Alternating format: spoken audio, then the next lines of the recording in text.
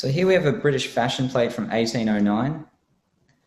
And we've got so much here of the Empire style. We've got high waistlines fitted under the bust, along with gathered skirts, gloves, and curled hair. And this would be considered quite good for evening wear. So this would be half mourning. Very neoclassical, right down to all the elements that are surrounding her.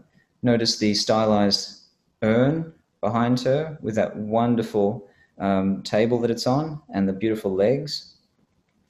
She's very fashionable. She's got lace, silk, and that beautiful black dress. But rather than that, we have here the child, dressed for fashion.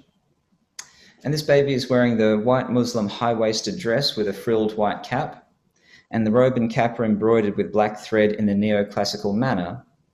It's trimmed with narrow black ribbon. A beautiful thing.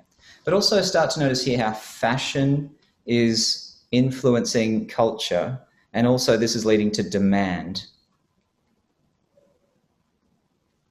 And here you can actually see the dolly that she has there. So product is influencing design, style, and the family. And it's quite a happy child for a child in mourning too. You can only imagine that it's the father that's passed away. But it's fashionable, and there are many, many representations of children in mourning through these fashion publications, from France right through to the British. I find this one particularly sad. It's Mrs. Anne MacDonald. She was the widow of John MacDonald, the Prince Consort's Jaeger, and her children in 1860. So here we can see Anne MacDonald, passed away in 1866. George MacDonald, active 1860. Anne MacDonald, 1860 as well. Caroline MacDonald, passed away in 71. Helena MacDonald, passed also away in 71. But here we see the mourning outfits in perfect attire. We've got crepe, we've got a brooch to one neck, and we've got the child there with a turned down collar in the back, a boy with a tie.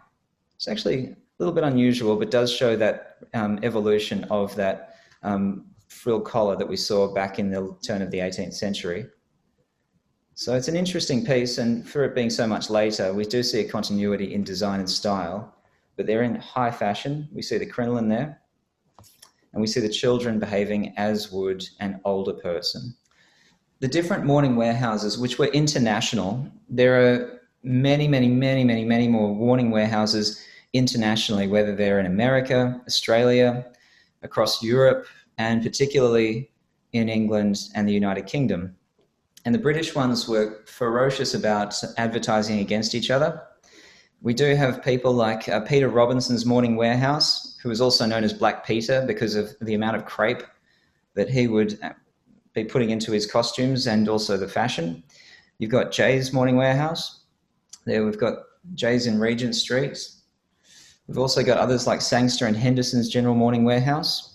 We've got the Nottingham Mourning Warehouse. We've got Munro's Mourning Warehouse in Deptford.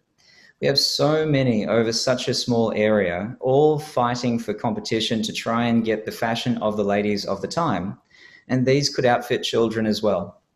So these children could be fashionable, and they always publicize themselves at being low cost.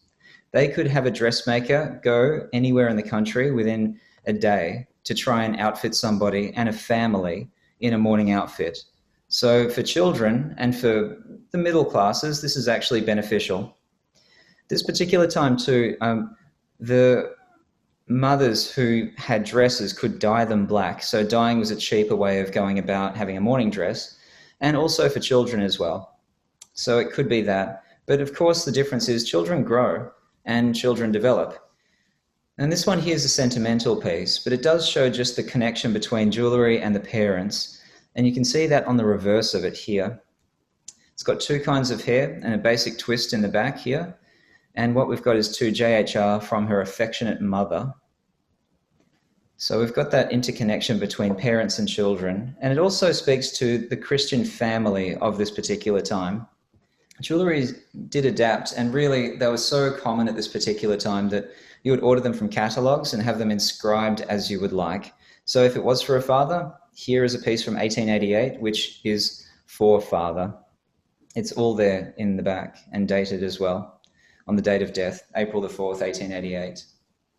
So for the father, nice, direct, simple messaging. And remember, by the time this was created, you've got a generation of people growing up under that Christian paradigm, that culturally British, good English value system of the Christian family. And when I say good, I use that in loose terms of how they lived. It was what was considered British. A lot of it still exists today, believe it or not. But here we've got very simple markings of a mourning ring for a father or a mother